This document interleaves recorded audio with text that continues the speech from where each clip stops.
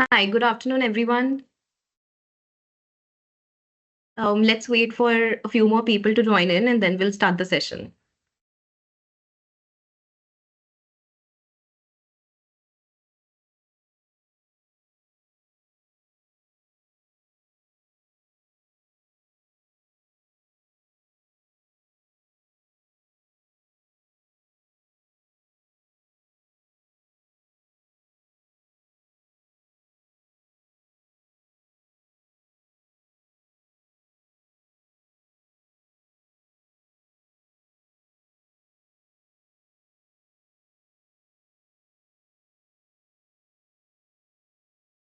In the meantime, the people who joined, I request you to drop your challenges regarding performance management in the comment box. And if you have any questions right now in your mind, drop it in the chat box, and our speakers will take it by the end of the session.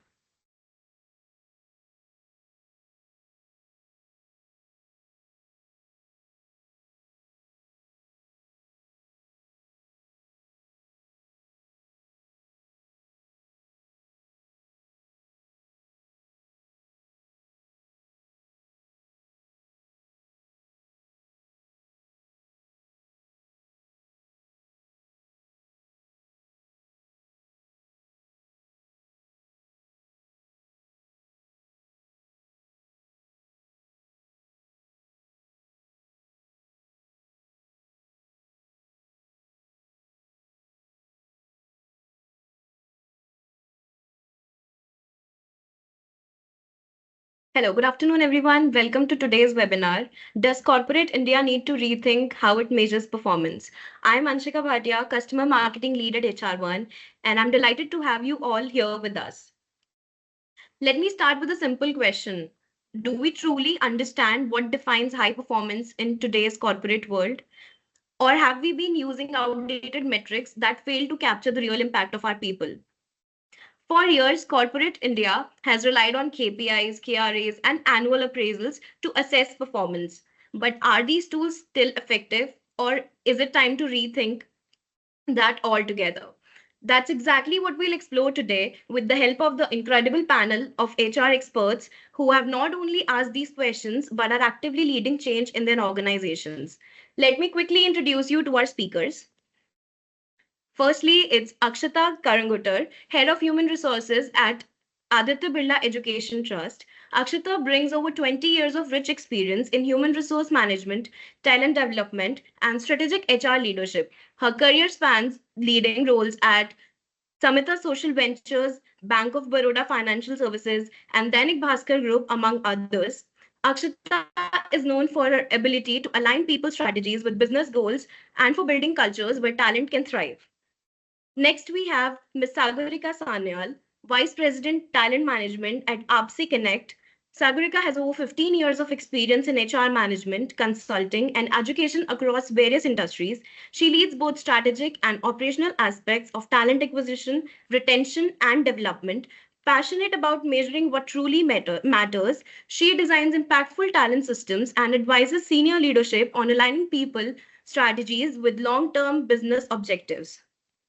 We had another speaker, Ms. Soumya Ramanathan, but due to some urgent work, she's not able to join here the session with us. And now, leading today's conversation is our moderator, Dr. Kiranpreett Kaur, a dynamic voice in HR landscape. Kiranpreet brings 14 plus years of experience in AI-powered HR transformation, workforce strategy, and leadership development. With PhD in human resources management and a passion for building future-ready workplace, she has been recognized as a top 50 HR leader, a Bharat Leadership Award winner, and a sought after keynote speaker on HR tech and the future of work. Welcome all the speakers and our moderator, Dr. Kiran. Before I pass it over to Dr. Kiran, just a quick reminder for you all. Our speakers will be taking the questions by the end of the session. So if you have any questions right now during the session or by the end of the session, drop it in the chat box and they'll take the questions. That's all from my side. Thank you once again from joining us. Over to you, Dr. Kiran. Thank you so much, Anshika. What an amazing introduction.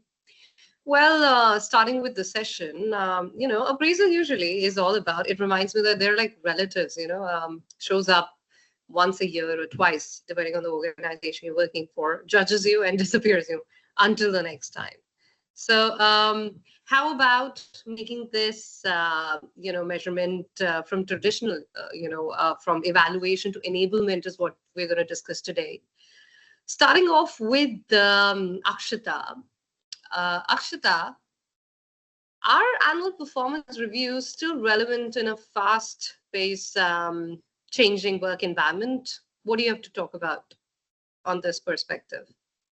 Yeah, first of all, thank you so much for having me here. It's I'm equally excited here because this is the time where we all HR professionals are breaking our head and looking at what are things we need to do, and there's a whole list of challenges and a list of solutions also have come with. So definitely, it's going to be an amazing, interactive session for sure. Thank you for having me here.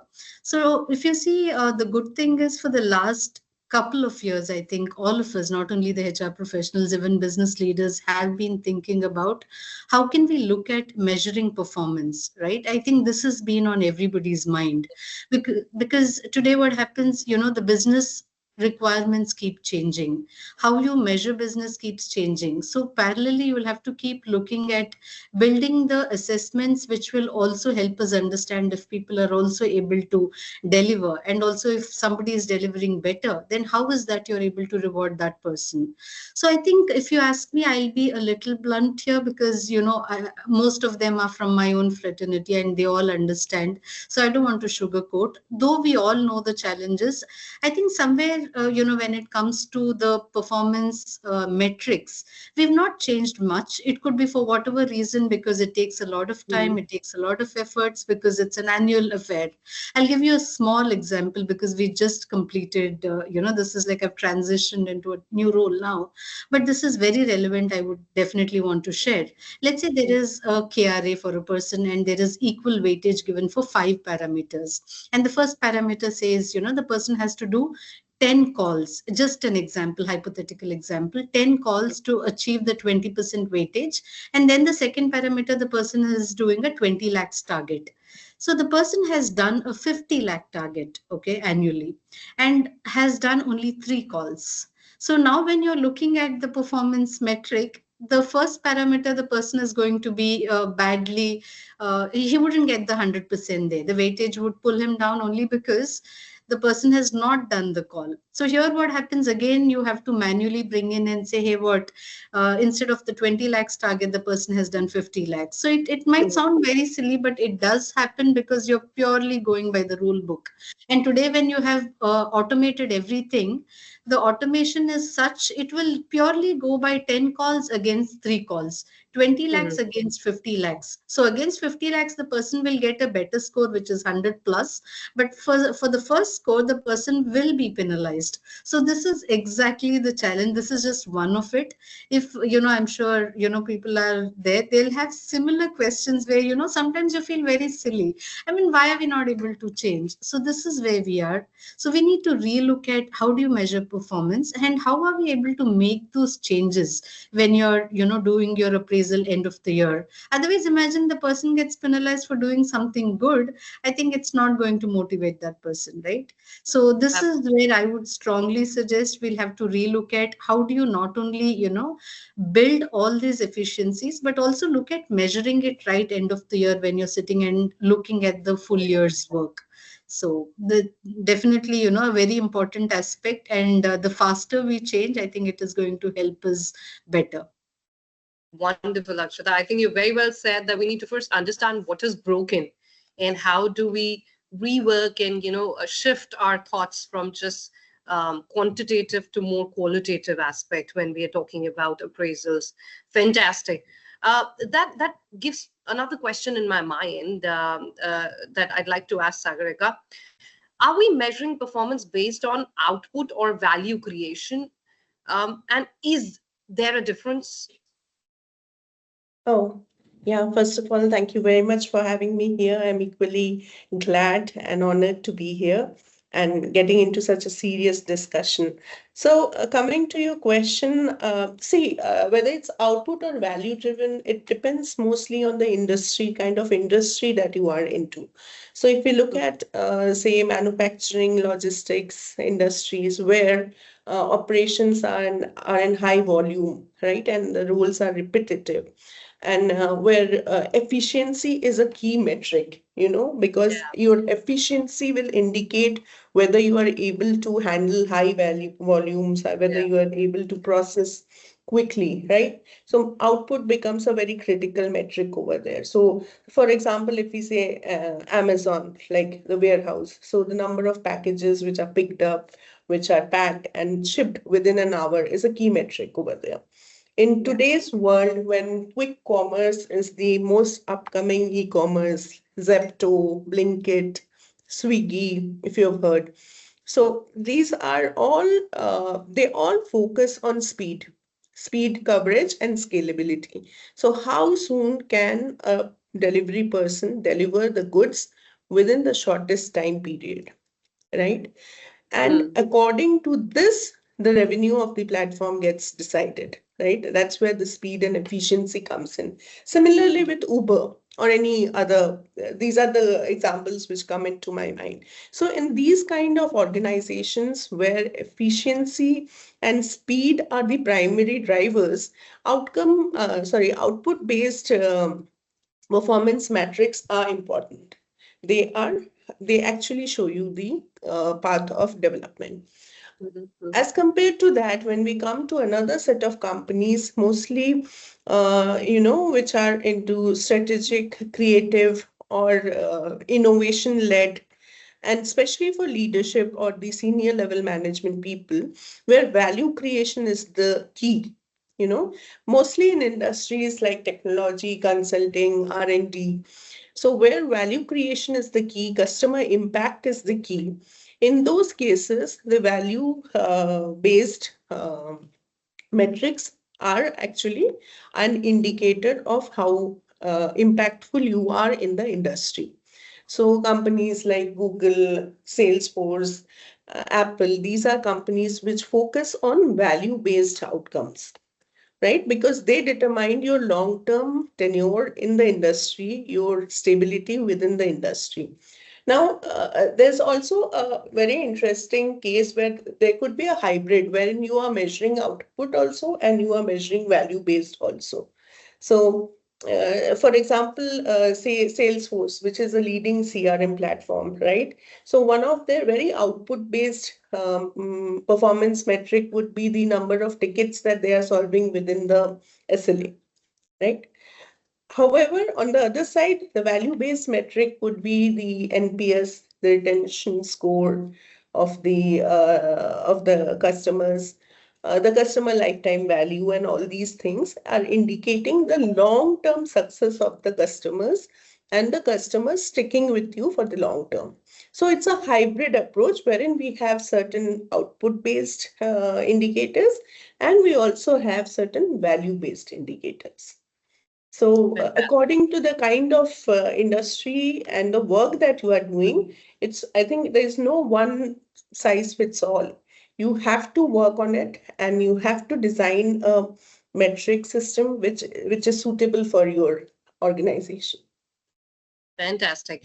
From what we understand here is, I believe you're suggesting a modern framework for alignment, wherein you're not only just doing quarterly check-in for the performance, you're also creating dashboards which are aligning the real goals, which is measuring efficiency, and then aligning it further with the company values, which becomes more like behavioral anchors for you to be able to measure correctly. And then you're able to actually give concrete developmental feedbacks which help an individual overcome the challenges and follow the growth path that you've suggested for them. Fantastic input, I would say, which brings me to another question, Sagorika, around balancing hard metrics with soft skills. Now, should qualitative factors like employee engagement and cultural impact carry equal weight with revenue and efficiency? What do you have to say on that? So I'm not very sure about employee engagement and culture per se directly, but I would say, especially post the COVID area, there's one thing which needs to be superbly taken care of for our team members, for our employees. That's, resilience. So in this rapidly agile world where things are changing so rapid, and it's really difficult for everybody to keep up with it. So we as an organization, we as the HR fraternity have to give them that support.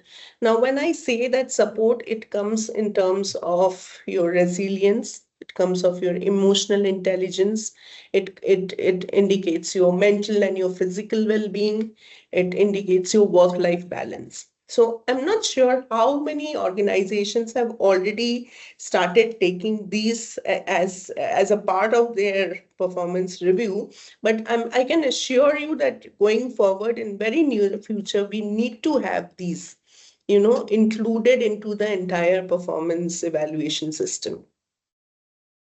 Absolutely, absolutely. And I think uh, we can say that any goal that doesn't ladder up to the business impact, it's a very ambitious to-do list kind of a goal, where you're not really bringing anything to the table for us. Thank you so much for answering it, in the best, transparent way possible. Coming back to Akshita, I would, okay, I think I have one more question for you, Sagorika, which is how effective are continuous feedback models compared to annual reviews, according to you? Before I go to Akshita and ask the question. Um, so continuous feedback system, I think, is very necessary in today's world. Mm-hmm. First of all, it gives you a real world, real time performance insight to the individual before it's too late, as compared to a annual performance review, wherein if the first quarter sales target are not met, which you are discussing at the year end, it actually, I don't think will have that much of an impact, or even we don't have any scope of course correction in that case. So this continuous evaluation gives you the chance of course correction, which is very important, I think, so that the resource or the team member you are able to guide them to be more aligned towards their objectives. Also, I feel it increases the employee engagement. So when you are sitting with your manager on a weekly basis or bi-weekly basis or even monthly basis, so the pressure of annual review is much lesser, right? So you are on and off discussing about how well are you on the track towards your goals achievement. That's one thing. And secondly, added to that, it also helps you focus on your skill development and growth. So taking today's scenario, yeah. So taking today's scenario where the buzzword is AI, right? So we are all looking to enhance our efficiency by using AI. So it doesn't make sense for us to keep sitting for an annual review to understand how well we have done on the AI score. So there has to be a regular update, a regular performance, interaction to understand whether we are on the right track or not. And as I said, the course correction to be set into. And annual reviews, which give you the drawback, is basically the most recency bias. So what happens is when you are sitting for an annual review, the last quarter's performance is the most prominent thing which you can remember, right? So you tend to forget what's happened in quarter one and quarter two. So again, that will not give the person a complete 360-degree review. So I am very much in favor for a continuous feedback system. And I'll add to that, what we have been doing in our organization is we follow the OKR framework. So since we have the organization's goal set up, so we have the OKRs or the KRAs decided for each and every department. So each department has a weekly check-in to understand how they are progressing on the goal alignment. So though this is not an individual performance review, but it is a departmental progress review, I would say. It's not a performance review, but it's a progress review So the manager, if they're progressing decently, that's good. If they're not, then the manager at a very early stage can diagnose the issues which is blocking them. So any day, the continuous feedback system should be incorporated in our performance reviews.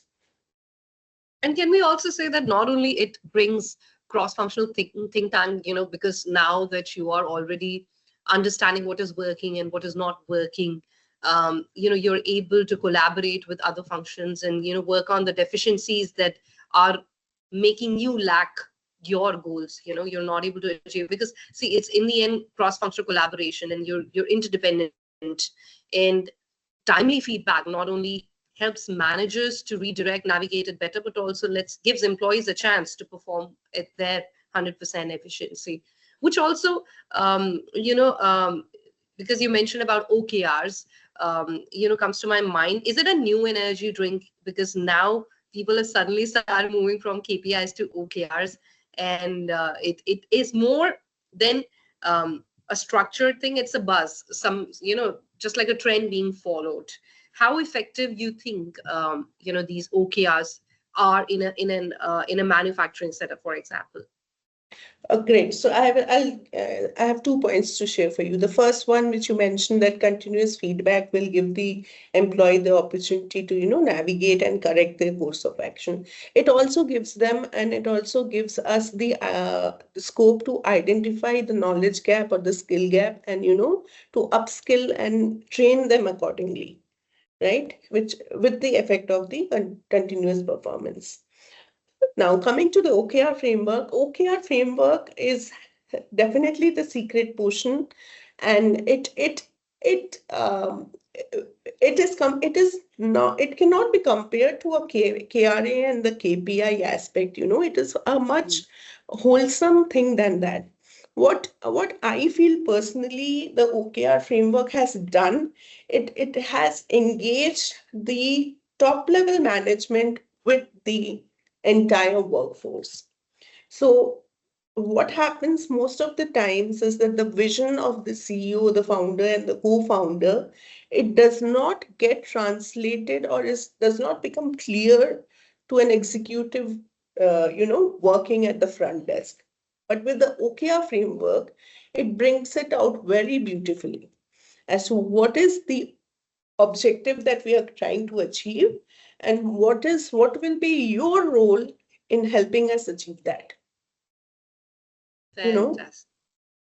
So the team collaboration is also excellent in that case. Sure. So I think we move past the experimenting phase, where no rats were harmed, mind you, disclaimer. And now we've moved towards really making that into use, and that you're suggesting is a much better way when it comes to aligning the management which drills down to the entry of the organization as well, where you're directly engaging with the customers, and you are able to align what challenges you're facing at the bottom level to the top level of the pyramid, right? Absolutely. Fantastic. All right. Now that brings me, because when we're talking about alignment, when we're talking about ensuring communication is transparent, AI has a big role these days to play, and that brings me to this question for you, Akshata. Could you suggest what role does technology like AI-driven performance analysis play in enabling real-time feedbacks? Thank you so much, Dr. Kiran. I think this is a very, very important question. I think today, in the last 6 to 7 years, if you see, all of us have been constantly looking at how do we use technology when we are building the PMS system. Like Sagorika also brought up about the recency effect. Otherwise, we see a lot of managers change frequently, right? Let's say, and it happens invariably in many teams. We also spoke about manufacturing or large organizations where the attrition is very high. When we talk about attrition, not only at the employees level, you also see managers change very frequently. In cases like that, if there is a person where, the person has worked for many years and the person must have had a very good track record. And why I'm bringing in technology here is it could be as simple as maintaining the data points of the person for the last few years. Today, when we are doing it manually, I think we are not able to do that. And we don't have it. Let's be very clear. Not many organizations have it.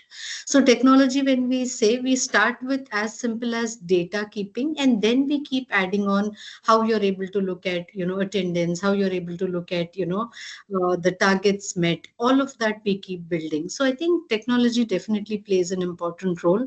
That's why today, if you see when people talk about HRAs, once upon a time it started with attendance and leaves and then recruitment. Today, I think everybody is moving on to PMS because there is a lot of things which manually you cannot keep. You cannot have those details. And also, if you see in a 1 year time, when we are talking about giving feedbacks regularly, in one place again, when Sagorika mentioned, when something like a Q1, if somebody's not done well in quarter 1, you're not going to wait for Q4 to give that feedback, right? You want to ensure that you do the course correction right there, and you're also able to support, not only correcting, course correcting, you also see how you can support the person so that Q2, Q3, your numbers go up.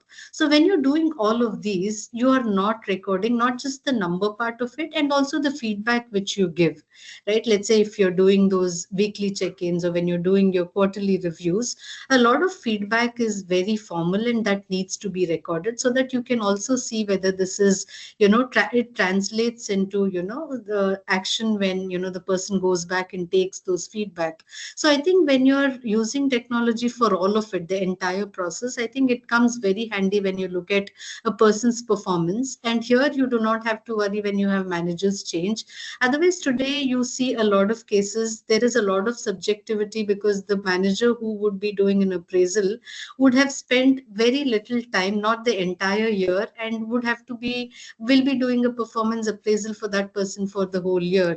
I think all of these issues or concerns which we face when we are doing things manually, I think completely, technology takes it away. And again, when you see AI, I think today a lot of us have been talking about how we use AI in PMS, though not many. If you ask me today, I think we've been talking to a couple of vendors to see how actually it can support.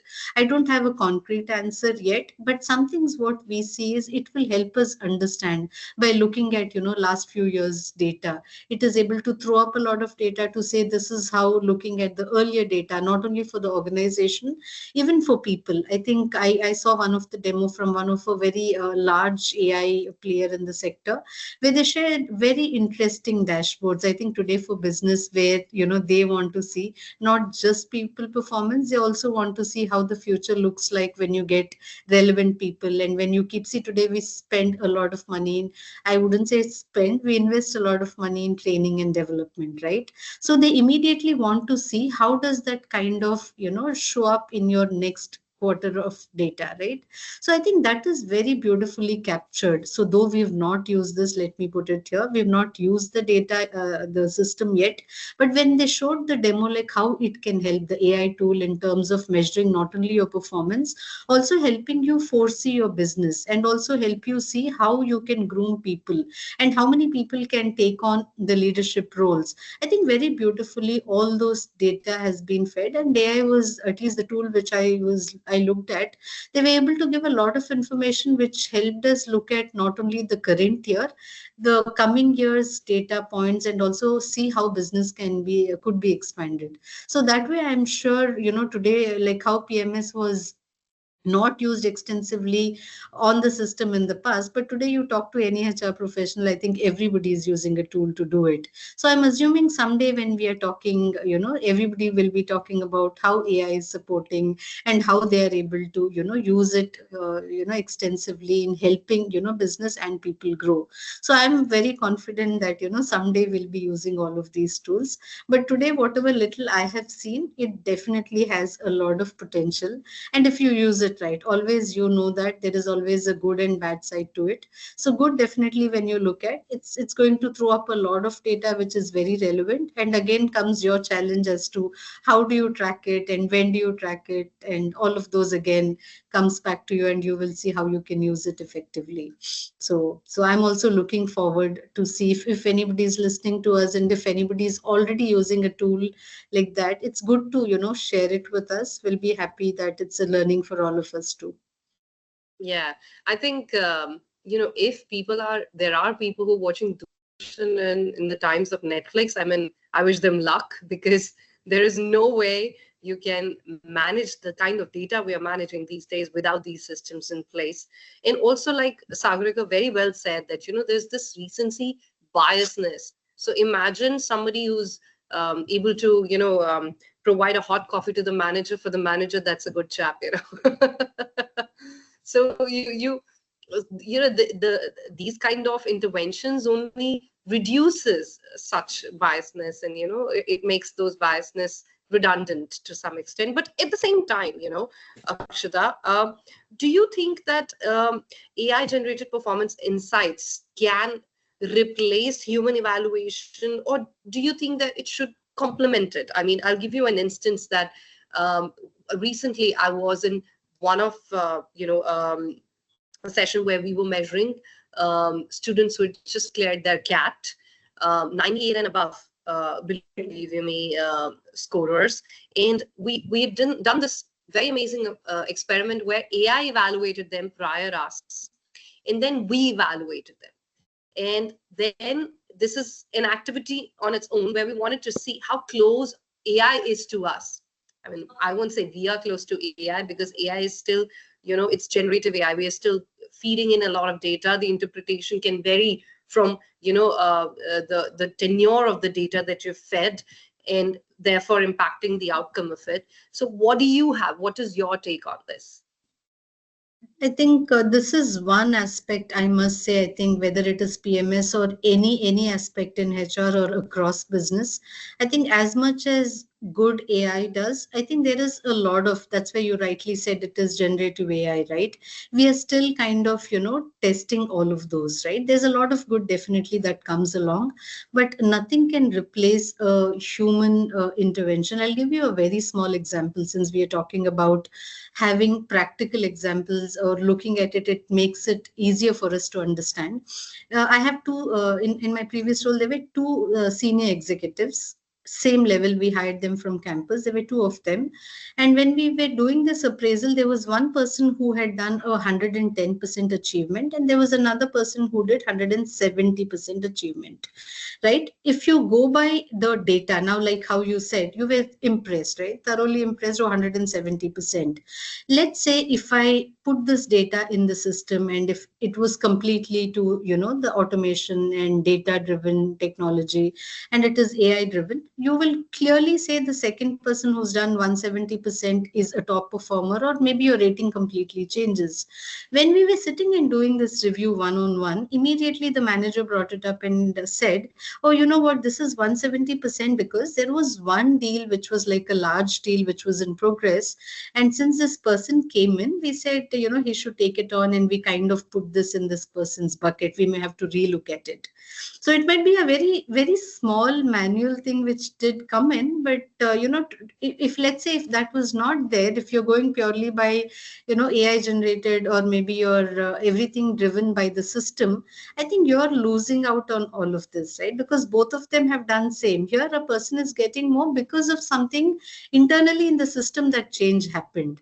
Now we are looking at, you'll not believe me, this is the challenge that happened. We were looking at how do we kind of make that change in the system, because end of the day, if you're showing something against me which I have done it, now for you to go back and say we did this only to make sure for whatever reason, billing or whatever, how do you do it in the system? Then we had to go back and do this manually for that person. So this is just one of the thing, and very operational, but I'm sure there'll be a lot of such things where human intervention will be required.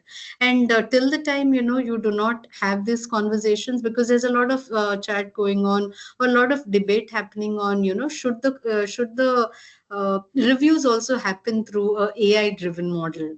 Trust me, it may all sound good, but end of the day, the real challenges that the employee or the person faces as a manager, only you would know, and you will be able to help only when you're involved.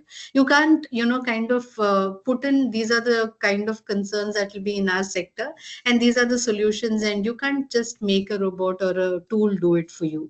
You will have to do it. So somewhere I strongly feel, irrespective of PMS or any module in HR, or even any business related module, I feel having a AI support is always good. You get to see, first thing, it is faster. That's something I always, whatever AI tools I use, I love it only because it's very, very fast. It saves a lot of your time. Second, I think it's able to think pretty fast. I mean, there's a lot of data fed already. Maybe 2-3 years back that was not the case.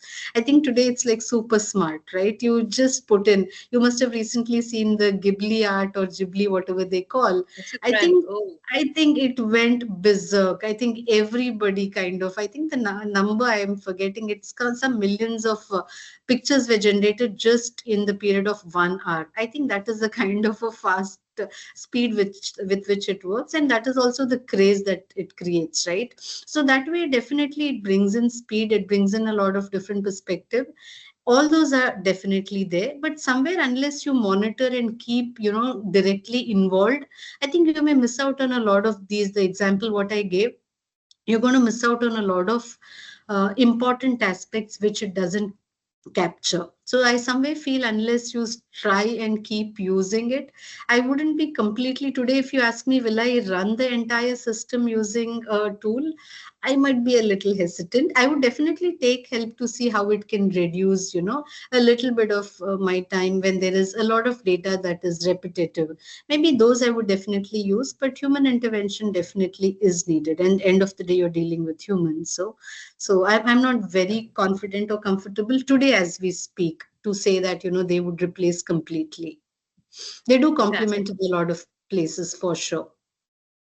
Absolutely. In the end, we're not judging some talent shows. The idea is to, you know, help them grow within the corporate, structure that we've created. Give them those supporting, comfort to be able to ensure that they are thriving in their workplaces.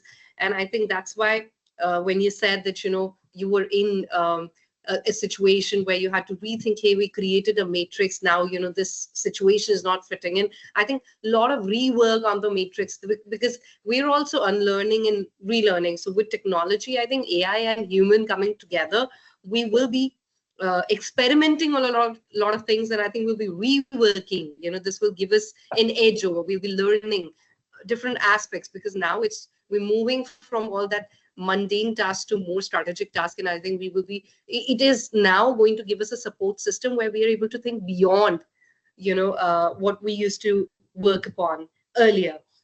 At the same time, making it faster. I loved when you said that this has made work really smart and fast for us. I think it was highly needed. How many paper, how many files can you actually save, in the end. So I really appreciate the input that you gave. One last question, which I will keep it open for both of you, whoever would like to take, or I would love if you both share your perspective on it, which is, should performance reviews focus more on development and growth rather than just outcomes? What's your take on it? Let's go with Akshata first. Sure. Thank you so much. I think like today, if you see already when we build the PMS structure, already there's some part of it which talks about the development and the growth. Otherwise, it's like you're already talking about a year that is past, right? So you have a lot of information, you have a lot of things which you would share with the person in terms of what is that the person did well, and you're also telling what are things that the person would have to work on. So when you're talking about here, I think a lot of times it is called as feed forward, not a feedback. I think a lot of organizations call it a feed forward, because the moment you say feedback, there is that negative, the connotation itself kind of pulls you down because it's a feedback. Nobody says it's a constructive feedback. So I think when you look at building in the development part, I think a lot of organizations, even for us here, if you see, there is clearly, along with the PMS form, there is a form which talks about your career progression, which goes hand in hand with your appraisal. Like when you're talking about your goals beginning of the year, at the same time, there is also a plan which talks about what are things which the organization is going to do to see that you are also, looking at your own growth. And also, obviously, when you're plotting that in the overall org-wide structure, you're also seeing how many people are moving to the next level and what does it look like, in the next 1 year. So that is already happening, right? And sometimes, since I'm again bringing a practical problem, though we do all of that in the beginning of the year, I think during the process, in the first year, I think we get very tied up or busy. We don't focus on the progression plan. We stuck to the PMS very well. We have our targets, we have our numbers, and everybody kind of holds close to their heart because appraisal end of the day is on this, right? Your numbers and everything depends on that. Career progression, if you see, though, couple of years back, I think this discussion would not happen, right? It was one of the case, people would call it a hypo or a high potential. Only few were chosen for this, and only they were like put on a career progression plan. But today, a lot of organization very proactively, like at Aditya Birla Education Trust, I've just joined a month and a half back, and it is a time we are setting the KRA. So I see that there is already a plan which talks about what are things that, we have a set of 33 competencies which we have kind of put together. And then for each role, there are specific competencies which is being mapped. And in the same role for different grades, we have a number as to what is that the person should have. And tomorrow, when you're looking at the same person, has there been change?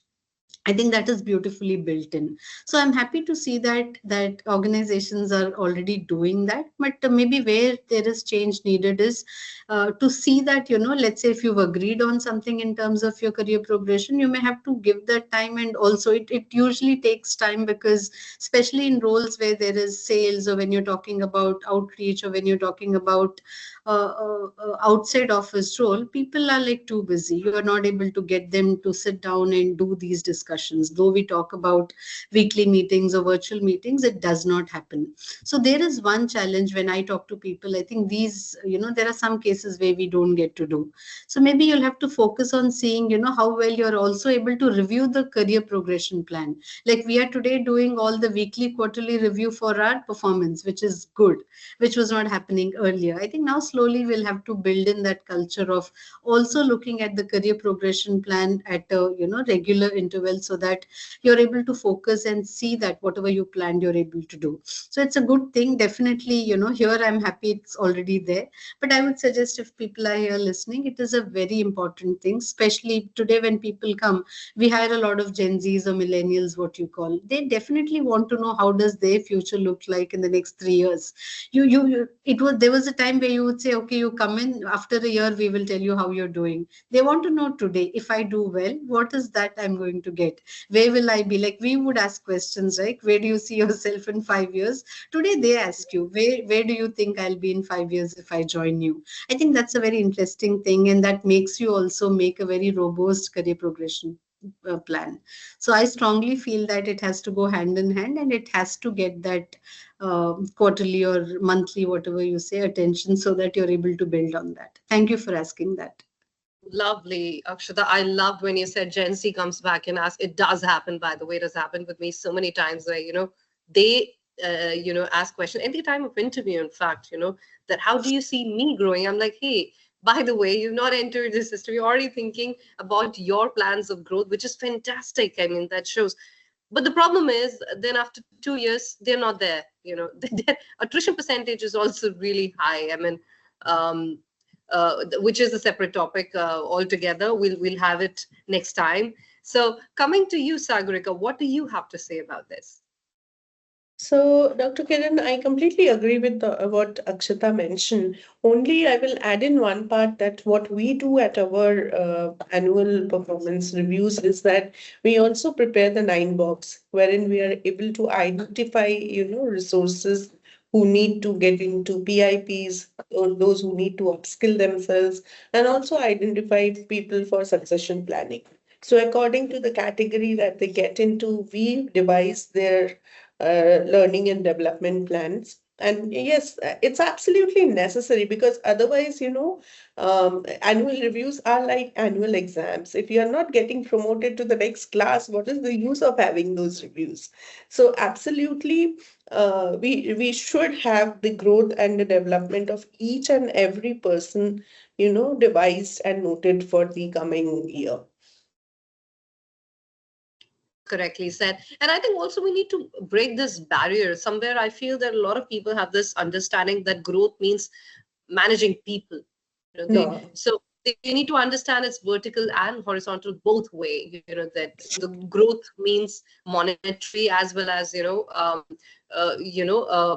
levels of understanding. You're growing in multiple directions, not just one. So I think that barrier also needs to be broken down. You'll see, especially in sales, which are highly target-oriented, jobs. Everybody wants to become a TL. If they're performing well, they want to become the TL. So, Yeah. Instead of thinking through, hey, you know what, maybe I'm really good at making sale. I'm not sure if I'm really ready to handle people. And a lot of organizations also end up doing this mistake, that they give them those roles thinking, they don't want to, at the risk of losing them, they end up making this mistake. They're not ready for it.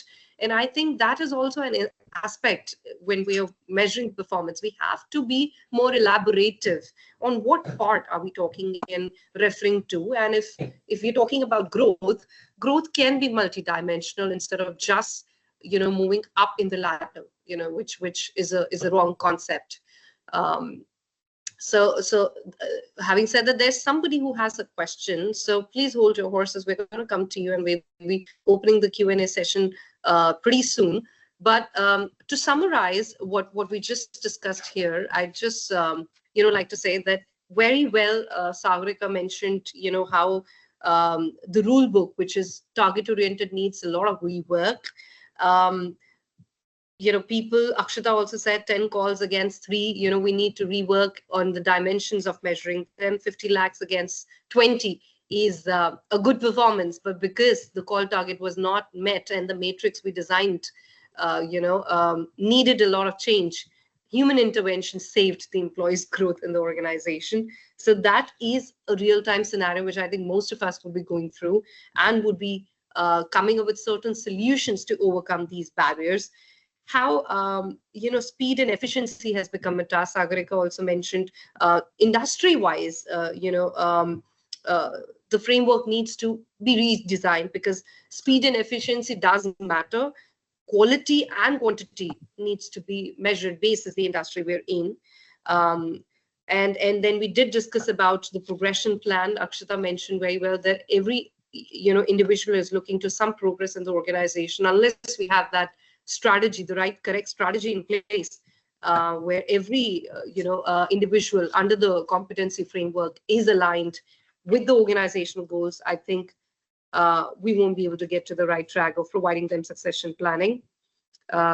Also, it needs to be a continuous mechanism when we're talking about feedback, instead of waiting for an entire year to bypass and cover it up with possible biasness, which could be from the manager side or could be case basis, and which is not which does not mean to be a human error. It could be just the situational error as well, because we've delayed it already so much that now it's hard to remember. Not only that, I think it also helps in measuring productivity, and that reflects in the form of high performing workforce, because you're providing timely feedback. People know what they're doing right and what they're lagging, and therefore they need to rework on it and probably get back into the game. So in the end, the impact just is not that solid, rock solid, which it is if we're doing it in a continuous manner. We did discuss about how it's a bridge between people and the management, and how important it is to ensure that it is speedy and it is smartly done. So we must use AI in order to ensure that we're able to provide a comfort to the managers to have the data in front of them as and when they need, so that they are able to effectively run the cross-functional collaboration as well, where the planning and projections are more clear and visible to the management as well, and they're more aligned with the management with that respect. Now, I think I would like to open this forum to everyone who's attending. Any questions that they have? I see one hand raised, which is by Indrani. Indrani, please ask your question.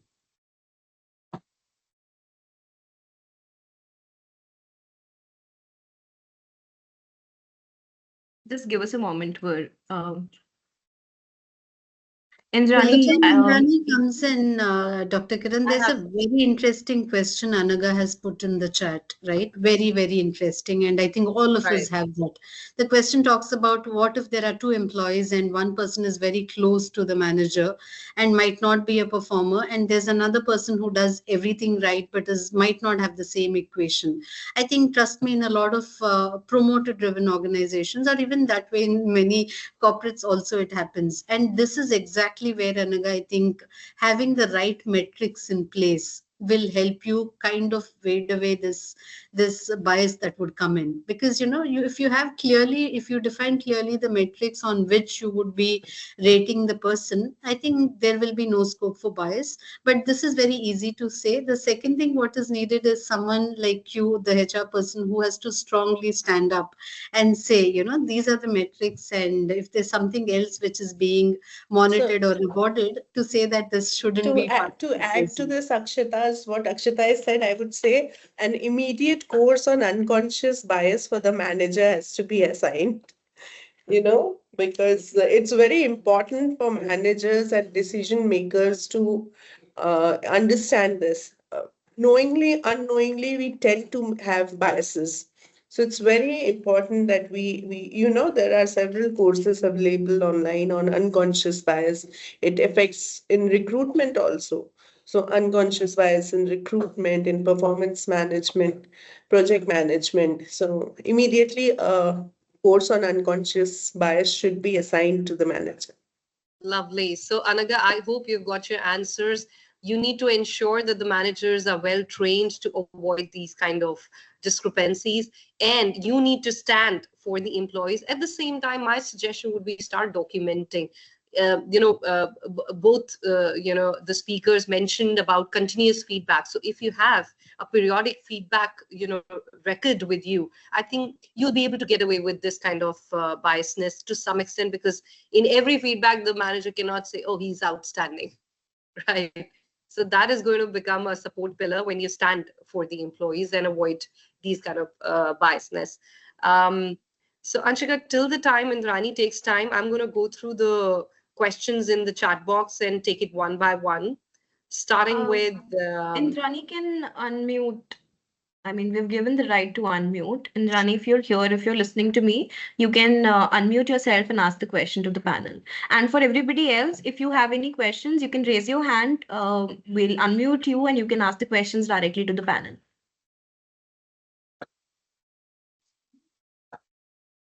I think Indrani is... All right. So we're Yeah. going to move on to the chat questions. Akshata, Sagorika, we've got a question from Ravi Shankar, where he has mentioned lack of clear goals. How do we define goals appropriately so that there's no discrepancy in terms of understanding what your goals are? I think this is very, very important. And I think this has to happen in the beginning of the year, because imagine you don't know what you're trying to achieve. And it happens. Trust me, it happens in a lot of organizations. Two things happen. One, you don't know what you're trying to achieve. Second, you've already set something and you keep changing the goals every quarter. That happens in many organizations. And imagine first quarter you said something, the person is outstanding and outperformed. quarter two, you've changed the goal and the person is like, again, not done. So here, the only simple thing is you'll have to nudge and ensure that, you spend time. A lot of business people do not understand how do you, kind of spell or detail out the performance metrics. So here is where the HR role comes in to help them kind of break it down and say, how do you call this, whether this is a goal or not? I think you will have to spend some time, but it's not difficult. Once you do that, it becomes very, very easy to have a rule book, and quarterly, monthly, weekly, whatever you say, keep looking at happened, not happened. So well said, Akshata. Sagorika, would you like to add something to this? Yeah, same what Akshata said, but I also would like to add that regular and repeated communication about the goal on a day in and a day out basis. It helps people get it ingrained into the system. So regular communication is very important from the manager's end. So Yes, absolutely. Well said, Sagorika. Also, I feel, since, especially in tech, which you'd agree with me, Sagorika, that, a lot of time deadlines are missed. So that yes. way you've missed the goal. But in the end, you just changed the whole project. You said you wanted X code to be written, now you want Y code to be written, and, the timeline just gets extended. They're all magicians, right? So what do you do in a scenario like this? You have to stand as an HR. You have to stand with the business, and you have to give a leeway to those employees. So I think it's more that is the nature of our industry, Dr. Kiran. It's very agile, as I mentioned to you at the beginning of the discussion itself. It's very agile, and we have to stay abreast with it. So there's no other option, and that's why I said that resilience score is going to be a very important score in every individual's performance parameters going forward. Because at the rate the industry is moving, every morning I wake up and I see 5, 10 more, a dozen more AI apps are already there every day, right? So the workforce has to be kept agile. So yes, obviously with realistic expectations and timelines, we need to balance it. We need to balance it. well said. The next question is from Deepak Bharara. His question is, one of the major challenges hybrid working employees performance. It is difficult at times. I think he's having a struggle, measuring the performance of people who are working remotely or who are working at a hybrid, scope of work. I think this How has been does a challenge across. I think here again, two things you will have to do. First, very clearly define the performance and the metrics and the responsibilities. Second, constant communication, because it is so difficult to engage someone who's you're not seeing every day, right? And it's difficult for both. So here, I think constant communication makes a lot of fun. I've seen that during COVID. I think all of us have seen that. So here I know you will take that little extra efforts to see that, you communicate and you constantly keep checking what's happening. I think that will solve the problem. wonderful? And Prashant Sagi has a question: how to avoid biasness among appraisers? If you see, everything boils down to how you're able to clearly, and like how Sagorika said, get those trainings done at least for the leadership level. Also, Sagorika mentioned in one place you'll have to keep repeating it, right? There was one, I'll just want to take 30 seconds. There was a program I think NASA was working on to send a man to the moon. So they wanted the entire organization, including the janitors and including the everybody, to be aligned. So what they did, they called everybody and they said, we are working on this mission which is called sending man to the moon. So they told the janitors, the housekeeping staff, saying that if you do not serve coffee on time, we won't be able to send man to the moon. So anybody you ask in the organization, what do? They would say, I'm working on a sending man to the moon project. The entire organization, it was not like, if I was a scientist, only I was working on. I think the entire, from, the lowermost level to the senior-most scientist, everybody said our KRA is to send man to the moon. To do that, we have 2-3 responsibilities. I think that was a huge success, and it is one of the case studies where they said if you're able to set a common goal and tell to achieve the goal what each one is supposed to do, I think most things fall in place. Fantastic case study you shared with us, Akshatha. Thank you so much for that. There's a person, Nirav, who wants to ask a question. Nirav, you can unmute yourself and ask the question if you can hear me, if you're here. Bring your question to us, Neeraj.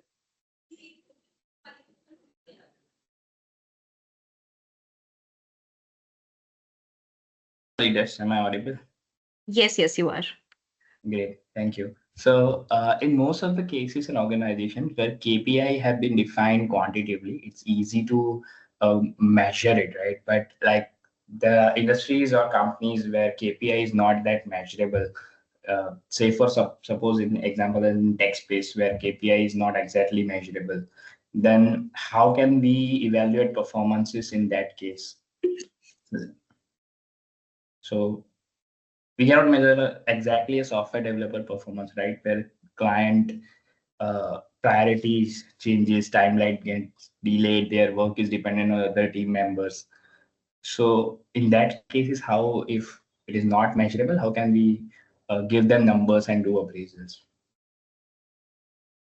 I think this, Neerav, we discussed in between the conversation where we said that, because the projects changes, the timeline has to change, and therefore you have to align with the business and give that leverage to the team, for because now the timeline has been redefined, so the deadline has not been missed; it just has been extended, and therefore the performance has to be measured according to that. Yes, So to the add to matrix may that, need rework. yeah, to add to that, the software developers KPIs do remain the same. So, like the code quality of the person, the number of bugs which are being reported, Yeah. these remain the same. It's just that the business requirement has changed, so the timelines change. So, we need to keep it very separate, the business requirements, the client needs, and the individual's performance. Yeah. All right. So we have an interesting question where somebody is asking, in tech hiring specifically, should HR's performance be measured, with respect to number of offers rolled out or number of closure? Because these people get multiple offers in hand and they back out at the last minute. You've just touched the nerve of all the recruiters here. By the way, this is their pain area. And anybody, if you would like to take it. Um, so for the recruiter's point of view, it's not obviously the number of offers that they are making or the numbers of people they join. We measure the recruiter's performance on the quality of hire. And I think So that. and the TAT, obviously, that being one of the major criteria, and also the quality of hire, in the sense that after a 30, 60, 90 days review, how many of them are scoring decent scores and continuing in the system, and how many are moving out. That's Yeah. a very critical identifier. Yeah. And I'd also like to add that you have to always maintain pipeline. So if you know that the drop ratio is going high, you just need to, work more on the pipeline and ensure that you have the second best and the third best readily available. So you save time because you've already worked on one position. I always suggest this to my team as well. Don't rework on the same position from the start. You should have the pipeline already fixed because you worked on it once. Yes. So, and we also got a question from Oways, how to effectively measure the competencies for the next role. So let's say somebody is at an executive level, how to measure if he's ready for senior executive, particularly. Like in between, we touched upon, right? When you're doing the career progression plan, very clearly you identify for each level what is the competency you're looking at. And that is where, when you're doing your quarterly or annual review, you talk about today where the person is and for the person to go to the next level. I think one point we also forget, we keep talking about promotion or going to the next level. There are a lot of cases where even to do their current job, people need a lot of handholding and training. So that is something today a lot of HR people are finding it a challenge, because today not everybody is doing what is expected out of them. So that's a challenge we are facing, to see how do we ensure we support the person so the person can do what is expected in the current role. To the second role, anyway, we do a lot of work, but to make sure the person fits the current role, I think that is where we put in a lot of efforts. So same goes to the question which you asked. Fantastic. Second major challenge Deepak asked is following the central tendency by functional leaders and consistency in PMS. I'm not quite clear with the question. Any one of you want to take that? I didn't I get think it. Is he speaking about the bell curve? I think central tendency could be bell curve. I'm not able to interpret this question well.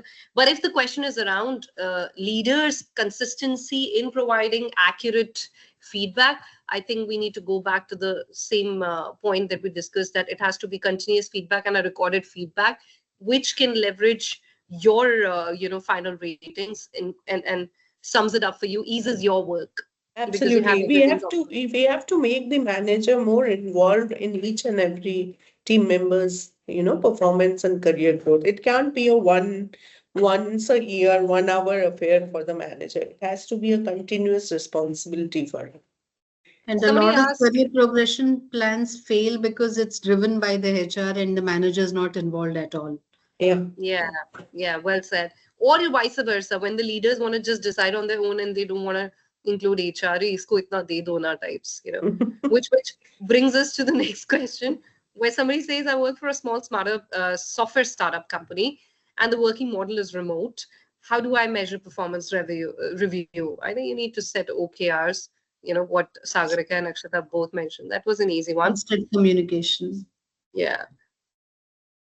Oh, somebody is asking, will AI taking over actual methodology of conducting reviews 100%, or remodifying old school practice will give results or ideas as a supportive for more efficiency? I think we are in a transitioning phase where, AI plus human is the right combination that is definitely going to help us. Oh, Shiva Jyoti asks, is AI 100% trustable, durable in future? We don't know today. Not today. Not today. Yeah, We don't know. Maybe in future it becomes so mature, but today not the case. Right. Somebody is saying quality of meeting with employees by HOD is also a major challenge. Yeah, I saw that in the chat window, and I think one of the best ways of having it is having a guideline agenda for the meeting. So you have a set of questions ready, which the RM or the reporting manager would be asking the employee and recording their responses. Yeah. I think Prashant Sagi has a question, post appraisal, what are the steps we do? I think very interesting. A lot of times we discuss and agree on a lot of things, but we forget till the next year comes. Like if you've agreed on any specific things to be done for the person in terms of training, development, or anything, I think that needs to be recorded and it has to be kind of followed through. A lot of times we don't do that. That's been one of the challenge. You talk to employees, they'll say, I was told this will be done, it's not happened. I think whatever is agreed on, I think you will have to ensure that it is done. Right. We also have a question around how efficiently can we manage PMS in industrial organization. I think the same way, just ensure that there is transparency. I think the challenge usually comes with blue collar, particularly pertaining to, because they're not able to understand, the rating parameters, and they believe in just being nicest during the appraisal time to their manager so that the manager end up giving them good ratings. I think But the good thing in the what do you have to say industrial about this? setup also, I'm assuming they put a lot of things which is easily trackable. I think like, how many hours they came in, did they come in late or no? Did they number of they'll have more output driven all parameters, output right? driven. Yeah. So yeah. So to answer to your question, I guess the way is make it more output driven and your PMS life becomes easy. All right. Dr. Kiran, I'm Is very HR sorry. I'll have to log out. So if it is okay, I just have a call at 5. I have to do some No, preparation before that. perfect. Akshata, I think we've covered all the questions. In case anybody has any question left, ping on LinkedIn. We're reachable on LinkedIn. Akshata, Sagorika, and me will be more than happy to answer your questions. And I thank all of you for being, amazing during the session. Thank you so much. All the ones who attended and the speakers as well, and our leader today, Anshika. Thank you so much. Thank you so much. Thank you, Anshika, for Thank you, getting all of everyone. us together. Thank you so much. Thank you. It was a great Thank session. you. Thank you, Dr. Kiran. It was excellently moderated. Yes. Thank you Thanks, so much. Akshata. It was great Thank you being so a much. part of the panel. Pleasure meeting you. Yeah. Thank you, Anshika. For everyone who've joined us, if you enjoyed this conversation and you want to be a part of more such inspiring ones, join our community, HR1 Commune. There's a QR code right in front of you on your screens. You can scan the QR code and join our community. HR1 Commune is a growing space for HR folks to connect, learn, and grow together. And thank you so much for joining us. We hope you're walking away with new perspectives, practical strategies, and maybe even a little more motivation to rethink performance in your own organizations. Thanks a lot to our wonderful speakers, Sagorika and Akshatha, and our wonderful moderator, Dr. Kiran. Thank you so much, everyone. Please scan the code and join our community. Thank you so much, Anshika. Thank you. Thanks, everyone.